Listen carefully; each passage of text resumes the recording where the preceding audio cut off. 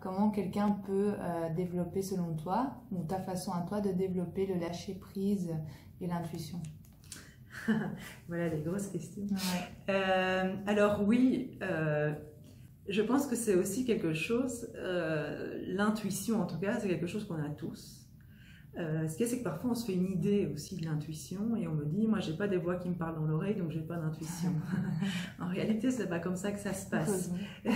Voilà, j'ai pas non plus des films qui se déroulent devant les yeux. Et je pense qu'il y a un moment où on se rend compte en fait de ce qu'est réellement l'intuition pour soi. En fait, il y a cette idée, c'est le ressenti qui passe par le corps souvent, donc, et il y a un moment où on se rend compte, ah oui mais c'est ça en fait, ah oui à ce moment-là c'est un ressenti, ah oui mais là je suis en train effectivement d'avoir une image un peu différente, à voir au-delà des apparences en fait. Et petit à petit on va porter notre attention sur ces petites choses et donc amplifier en fait cet effet-là et trouver le moyen de s'y connecter volontairement, puisque je pense qu'on le fait de façon tout à fait naturelle au jour le jour. Alors évidemment, c'est aussi des moments où c'est plus ou moins ouvert, hein, quand on est à fond dans le cartésianisme, ça peut faire peur aussi, hein, donc il y a énormément de peur éventuellement à aller rechercher, dont il faut peut-être prendre conscience simplement, parce que pas forcément les jeter, mais simplement identifier une peur et pouvoir dire ok j'ai peur mais j'y vais quand même. Voilà, et alors une part de lâcher prise. Bon, moi le lâcher prise c'est vrai que c'est venu de façon peut-être un peu brutale avec la maladie. Il y a des moments où on n'a pas le choix de lâcher prise. Et donc c'est aussi, ça permet quelque part quand on n'a pas le choix de se rendre compte que je peux le faire et je suis toujours en vie. Et donc après peut-être ça peut aider à le faire de façon consciente en ayant moins peur, quoi, en se disant ok je l'ai déjà expérimenté une fois, je suis toujours là, peut-être que dans ce cas-là ça vaut la peine de recommencer. Ouais. Mais c'est clair que c'est pas toujours évident. Maintenant au niveau de l'intuition, il y a aussi souvent on va opposer les ressentis et le mental en disant le mental, mon mental est trop présent, il m'empêche de. Moi, je ne suis pas trop d'accord avec ce genre de choses parce que le mental, il est indispensable dans le cas de l'intuition. Si je n'ai pas mon mental, je ne peux pas traduire mes ressentis. Donc, il y a juste à accepter, oui, on a un mental fort, mais c'est aussi un gros atout parce que j'ai donc les ressentis qui vont passer par le corps. Si je, par exemple, par rapport à une plante, si je me place devant une plante, que je me connecte à la plante, voilà, c'est simplement, c'est rien de compliqué, de dire ok, bonjour, qu'est-ce que tu as à me raconter, hein, c'est tout simple. Et alors souvent, si on fait attention à ce qui se passe dans son corps, on va ressentir une chaleur ou une angoisse ou une joie, ou enfin des choses qui vont se placer quelque part sur le corps. Et à ce moment-là, le mental va traduire ça éventuellement en images et en mots, nous aidant à comprendre ce qui se passe, à pouvoir mettre des mots dessus et à les transmettre. Est-ce que tu peux nous en dire un peu plus sur les stages que tu fais et sur cette partie qui est la découverte dans la nature des plantes? Oui, alors bon, tout d'abord, effectivement, la découverte des plantes sauvages qui poussent autour de chez nous, c'est quelque chose que je trouve extrêmement important. Moi, c'est un peu mon credo, c'est de travailler essentiellement avec ces plantes qui poussent autour de chez nous, parce que je pense que c'est important de réapprendre à voir et à savoir qu'on a autour de chez nous tout ce dont on a besoin pour se nourrir et se soigner, et que tout ça pousse en abondance. Parce que voilà, dans notre éducation judéo-chrétienne, on nous a un peu appris qu'il n'y avait rien de bon à l'intérieur de nous, qu'on devait toujours s'améliorer et aller chercher de préférence à l'extérieur le savoir et la nourriture. Aujourd'hui, c'est vrai que les plantes sont fort en vogue, mais on nous vend beaucoup de plantes qui viennent de bien loin. Évidemment, on a intérêt à nous vendre celles-là, puisque celles-là, on ne peut pas les cueillir en sortant de chez soi. Et je pense qu'il y a vraiment un parallèle entre apprendre à redécouvrir tout ce qui pousse autour de chez nous et un chemin de reconnexion à soi. En tout cas, c'est comme ça que moi je l'ai vécu. En réapprenant à voir tout ce qui pousse autour de chez nous, on va aussi se reconnecter à soi et à tout ce potentiel qu'on a à l'intérieur de nous, parce qu'on a aussi à l'intérieur de nous tout ce dont on a besoin pour être heureux et construire la vie qui nous convient.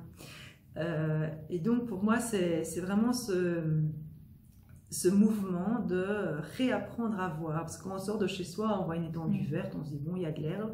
Et en fait, quand on regarde de près, on voit qu'il y a jusqu'à 10 variétés différentes sur 2 mètres carrés, quoi. C'est assez magnifique.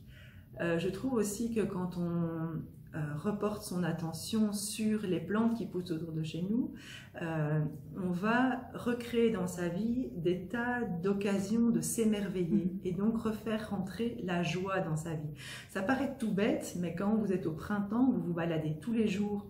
Le jour où vous voyez les petits boutons de fleurs d'aubépine poindre leur nez, vous vous dites « Waouh, les fleurs arrivent !» Et le jour où les fleurs s'ouvrent, c'est de nouveau une occasion de s'émerveiller. Et donc voilà, à chaque fois, c'est de la joie et c'est des choses qui, si on ne prend pas le temps de les regarder, c'est toutes des occasions de s'émerveiller et d'être heureux qui ne sont pas là dans nos vies. C'est des petites choses, mais qui, au fur et à mesure, aident quand même à introduire dans nos vies beaucoup de positif et beaucoup de joie. Et donc là, ce week-end, ce que je propose, c'était une formation sur les plantes messagères. Les plantes messagères, moi, c'est comme ça que j'ai appelé ce que je fais avec les plantes, en tout cas. Et ce que je propose là pendant 2 jours, c'est de transmettre et de faire expérimenter aux participants les différentes façons dont moi je suis rentrée en contact avec les plantes. Donc il y a un peu de théorie, comme je vous le disais, qui nourrit aussi mon intuition. Il y a de la balade, évidemment, puisque pour apprendre à connaître les plantes, c'est mieux de savoir les reconnaître. C'est déjà une première, c'est la première chose à faire avec les humains aussi. C'est simplement de la politesse, d'aller les voir sur le terrain.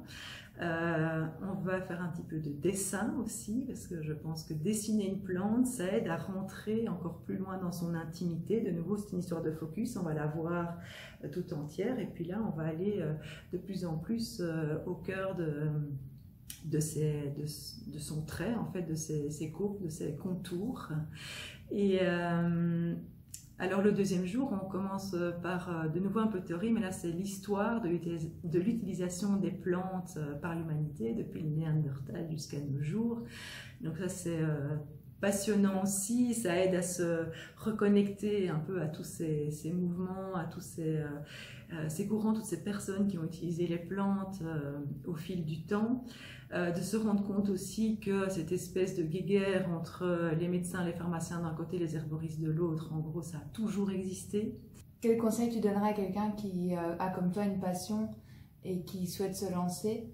Je rencontre quand même souvent des gens qui sont dans des périodes comme ça où ils sentent bien qu'ils ne sont plus trop bien dans ce qu'ils sont, mais ils ne savent pas trop non plus vers quoi aller. Il y a des choses qu'ils aiment, ils sont attirés par certaines choses, mais ils ne savent pas vraiment trop quoi. C'est compliqué de donner un conseil comme ça. Je pense que voilà, il y a un conseil que moi je déteste qu'on me donne, mais qui est quelque part le meilleur, c'est suis ton cœur. Et parce que c'est, voilà, quand on est dedans, dire suis ton cœur, oui ok, mais dis quoi mon cœur, c'est pas toujours simple. Mais en réalité, en fait c'est ça, le mouvement de fond. Ce qu'il y a aussi, c'est qu'il ne faut pas avoir peur de se tromper, parce que parfois on reste dans l'attente d'avoir des certitudes. Les certitudes, elles ne viennent pas forcément. Parfois, il faut se lancer, quitte à se lancer et puis se rendre compte que c'est pas ça. Et puis réajuster par la suite. C'est un peu ce que j'ai vécu en me lançant d'abord dans la psychogénéalogie et puis après au niveau des plantes. C'est pas grave en fait. Et de toute façon, toujours on apprend.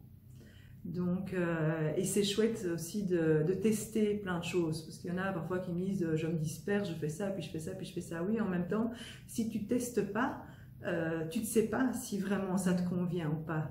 Donc il faut pas hésiter.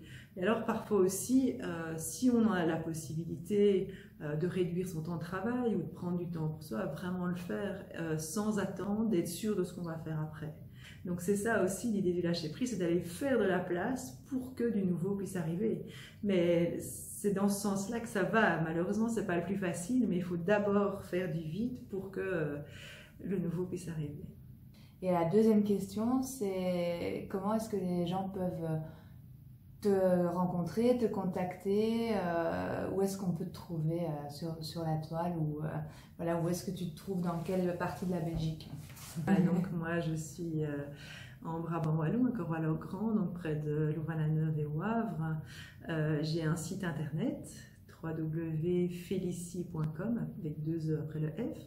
J'ai aussi une page Facebook et un compte Instagram. Là, sur mon site internet, vous avez toutes les coordonnées. Vous pouvez m'appeler, vous pouvez m'envoyer des mails.